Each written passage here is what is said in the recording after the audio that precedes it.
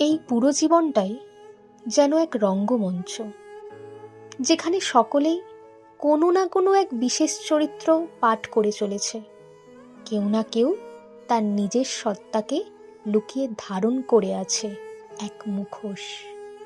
ঠিক তেমনই প্রতিদিন আমরা হাসি মুখ নিয়ে কলেজে আসি, চারপাশে জড়িত আনন্দ উল্লাস, কিন্তু ভেতরে জমে থাকে ক্লান্তি আর না বলা অনেক কথা। এই না বলা কথাগুলোই ধীরে ধীরে রূপ নেয় ভালো মানুষের মুখোশে। প্রতিটি মুখোশ যেন এক একটি গোপন অধ্যায়, যা চোখে দেখা যায় না, কিন্তু তার গভীরত্ব খুললে অনুভব করা যায়। এই জীবনের রঙ্গমঞ্চ ছাড়াও এক কৃত্রিম রঙ্গমঞ্চ রয়েছে, থিয়েটার। আমাদের স্বামী বিবেকানন্দ ইউনিভার্সিটির অন্তর্গত এক থিয়েটার।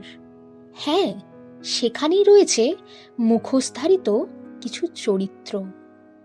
একদিন আমাদের ডাক এলো নাটকের দলে। নাটক যেখানে একমাত্র মুখোশ খোলার সাহস করা যায়। কৃত্রিমতার আড়ালে খুঁজে পাওয়া যায় সত্যিকারের আবেগ। এখানে কেউ বিচার করে না, বরং গ্রহণ করে এবং বোঝে। তবে সহজ নয় এই যাত্রাও। ভুল হয়, হোঁচট খায়, আবার একে অপরকে এগিয়ে নিতে হাত বাড়ায়। ব্যাকস্টেজে মুখোশ, কস্টিউম আর আলো আঁধারির ভিড়ে সবচেয়ে বড় লড়াইটা হয় নিজের সাথেই। আমি কি পারবো? আমি কি ভয় পেরিয়ে নিজের সত্তাকে, নিজের চরিত্রকে তুলে ধরতে পারবো? মঞ্চে আলো জ্বলে ওঠার সাথে সাথে মুখোশগুলো যেন প্রাণবন্ত হয়ে ওঠে, চরিত্ররা জন্ম নেয়, বেঁচে ওঠে।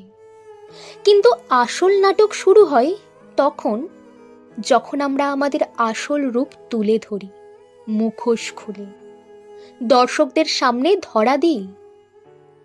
আসল রূপ নিয়ে মঞ্চ ছাড়ি, পড়ে থাকে শুধু মুখোশগুলো।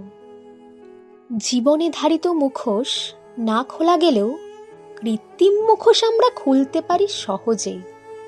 কিন্তু এটা মনে রাখা দরকার, আমাদের জীবন শুরু হয় সেখানেই যেখানে মুখোশ ভেঙে যায় আর গড়ে ওঠে এক মুখোশহীন চরিত্র।